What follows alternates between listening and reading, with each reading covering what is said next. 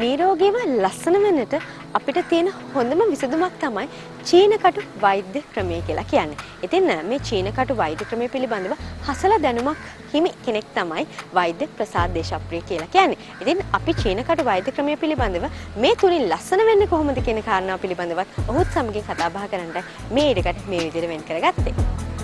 කැක්කුම් වේදනාව ගැන තමයි අද විශේෂයෙන්ම මේ කටු චිකිත්සාව තුළ නැත්නම් මේ චීන කටු වෛද්‍ය ක්‍රමය තුළින් අකුවා පංච වෛද්‍ය ක්‍රමය තුළින් අද අපි කතා කරන්න බලාපොරොත්තු වෙන්නේ.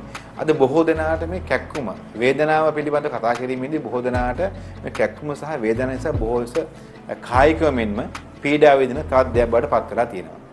උරහිස් වේදනාව, හන්දිපත් කැක්කුම, ඒ වගේම දණහිස් වේදනාව, ඒ වගේම පිටකොන්දේ වේදනාව, ඇඟිලි වේදනාව, ඒ වගේම විශේෂයෙන්ම අංශභාග වෙන තත්ත්වෙන් ඇති වෙන නිසා කකුලේ ඇති වෙන වේදනාවන්, ඒ වගේම සමහර අවස්ථාවල වේදනාවක් ඇති වෙන්න පුළුවන් බොහෝ විට ක්‍රීඩා කිරීමට යාම හේතු පාදක කරන විශේෂයෙන්ම කකුල හැදවීම, ඒ වගේම විශේෂයෙන්ම කකුල පෙරලීම වැනි කාරණා නිසා වේදනාවක් ඇති වෙන්න පුළුවන්.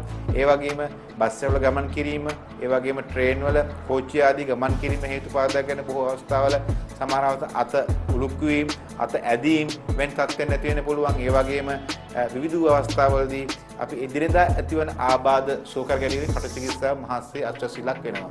මීට වසර 3000කට පමණ වූ දිගුවන් ඉතිහාසයක් ඇති මේ කටු චිකිත්සාව තුළ තමයි අකුවා පංච වෛද්‍ය ක්‍රමයේ තුළ බොහෝ සෙයින් තම රෝගාබාධ සෝකරගත් බව චීන වෛද්‍ය ඉතිහාසය පිළිබඳ අපිට නිරීක්ෂණය කිරීමේදී ගම්‍ය වෙන කාරණාවක් තමයි මේ කටු චිකිත්සාව කොතරම් වූ රෝගාබාධ රාශියක් සුව කළාද කියන වගේ. කහාදි රාජ්‍යයේ නැත්නම් විශේෂයෙන්ම හුවාන්ඩි නේජිසුවේ නැත්නම් මේ කහාදි රාජ්‍යයේ වෛද්‍ය ප්‍රකරණ කියන වෛද්‍ය ග්‍රන්ථයේ මනාවට සඳහන් කරලා තියෙන පත සහ වාහනේ පිළිබඳව. විශේෂයෙන්ම බ්‍රිතාන්‍ය කෞතුකාගාරයේ තැන්පත් කරලා තියෙන ග්‍රන්ථවල පරිශීලනයේදී ඇතම් වෛද්‍ය ග්‍රන්ථ පත සහ වාහිනී වෙනත් කිසිදු වෛද්‍ය ක්‍රමයකට ගැලපෙන්නේ නැහැ.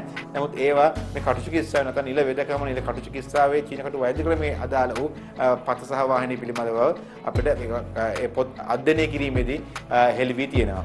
ඒ වගේම රණින් කළ කටු වර්ග, ඒ වගේම මල නොබදිනවාන වූ නිර්මිත වූ කටු වර්ග වල ඈත අතීතයේ චීන ජාතිකයන් භාවිතා කළ බව පැරණි චීන වෛද්‍ය ග්‍රන්ථවල මෙන්ම පැරණි චීන සොහන් කොත්වල තිබිලා සොයාගෙන තියෙනවා. ඉතින් අපේ ගම්මෙන් කාරණා තමයි මේ කටු චිකිත්සාව කොතරම් වූ දිගුවන් ඉතිහාසයට දෙයනවාද කියන වග.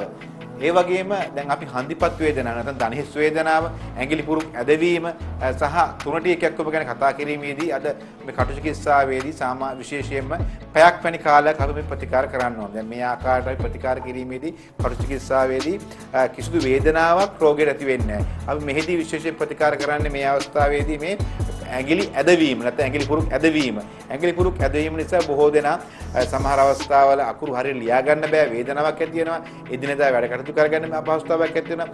මෙන්න මේ ඇඟිලි පුරුක් ඇදවීමට කටු චිකිත්සාවේ මනාව ලෙස ප්‍රතිකාර තිබෙනවා. ඒ වගේම හිස රදය, අධික හිස රදයට ඉතාම සාර්ථක ප්‍රතිකාර තිබෙනවා. ඒක වේදනාව සහ කැක්කුම් ගැන කතා කරද්දී තවත් විශේෂ දෙයක් තමයි මේ තුනටියේ වේදනාව. ඒ වගේම උරහිසේ වේදනාව.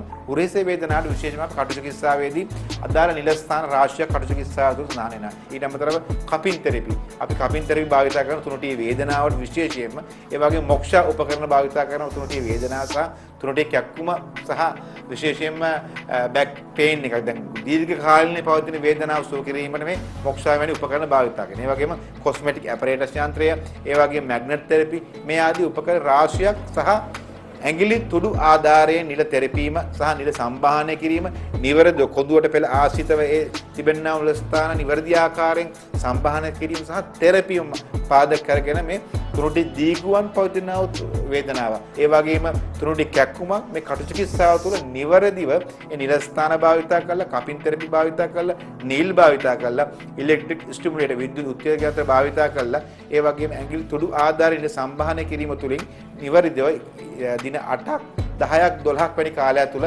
ඉතාම කෙටි කලකින් තුනටිය කැක්කුම තුනටිය වේදනාව සුව කිරීමේ හැකියාවක් තිබෙනවා. ඒ වගේ දණහිස් කැක්කුම ආතරයිටිස් තත්ත්වයේදී දණහිස් සංදි ඉදිමීම, දණහිස් වේදනාව, ඇවිදින්න අමාරු ඇඩි දෙකක් තුනක් එෙහිදී විශේෂයෙන්ම කකුල දැඩි වේදනාවක් ඇති වෙනවා.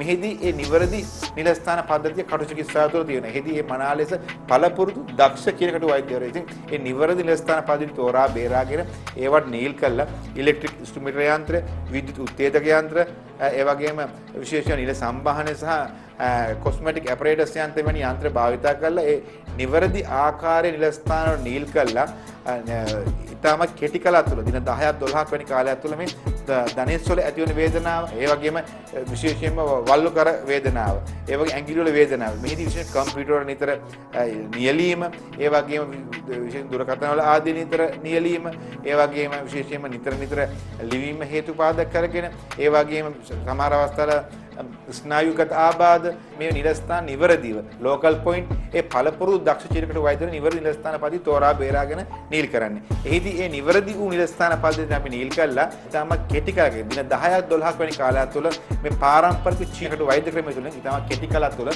සුව කරගෙන ඔබට නිරෝගී සුවබර දිවියක් ලබා ගැනීම හැකියාවක් තිබෙනවා.